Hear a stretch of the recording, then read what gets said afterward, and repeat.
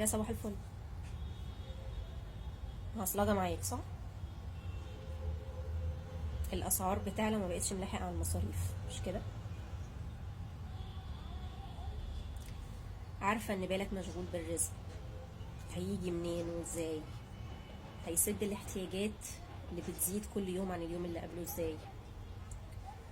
والحقيقة ده مش لسان حالك لوحدك، ده لسان حال أكثر الناس من كل المستويات، مش مرتبط أبدا بمستوى اجتماعي معين، ولكن أكثر الناس لا يعلمون. لا يعلمون، لا يعلمون إيه؟ تعالى اقول لك وخليك من القله القليله، وافكرك بحاجه انت ممكن تكون نسيتها او غافل عنها او جاهل معناها.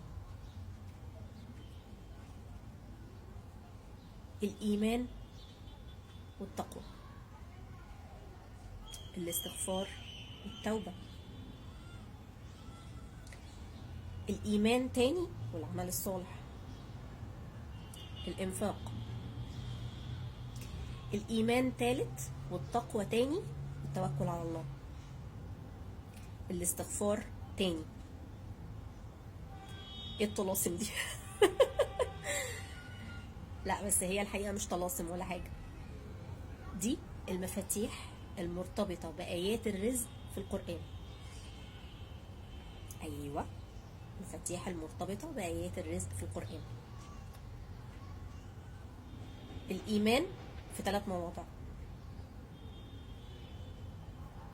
التقوى والاستغفار في موضعين، التوكل على الله والعمل الصالح والإنفاق والتوبة في موضع. طيب يعني ايه الكلام ده؟ تعال نشوف ايه الكلام ده معناه ايه.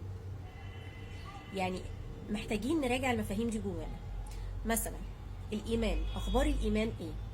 أفكارك، الإيمان مرتبط بالرزق، أفكارك عن الرزق أخبارها ايه؟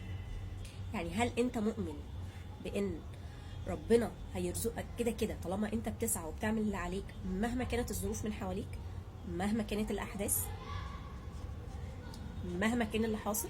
هل انت مؤمن بده؟ مؤمن مش عارف، مؤمن متأصل ومتجذر جواك. دولار عالي بقى، دولار نزل، دولار رقص، هل انت مؤمن انه ده مش هيأثر على رزقك مهما حصل طالما انت بتسعى وبتعمل اللي عليك؟ ولا ايه الاخبار؟ وهكذا.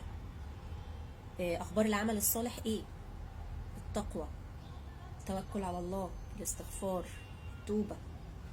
الحاجات دي كلها اخبارها ايه جواك؟ افكار مرتبطة بيها ايه؟ اخبارها ايه جواك؟ لما نراجع الحاجات دي ومفاهيمها جوانا، ساعتها هنعرف هي ليه معصلجة معانا وغرقنا في الشكوى قوي كده.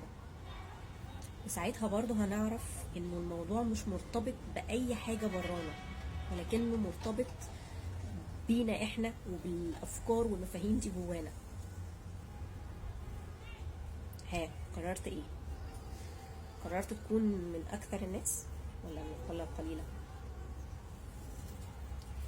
يومكم مليان بالرزق الوفير في الافكار والطاقات والمشاعر، وبعد كده الفلوس كده كده هتيجي غصب عنها. يومكم زي الفل. سلام.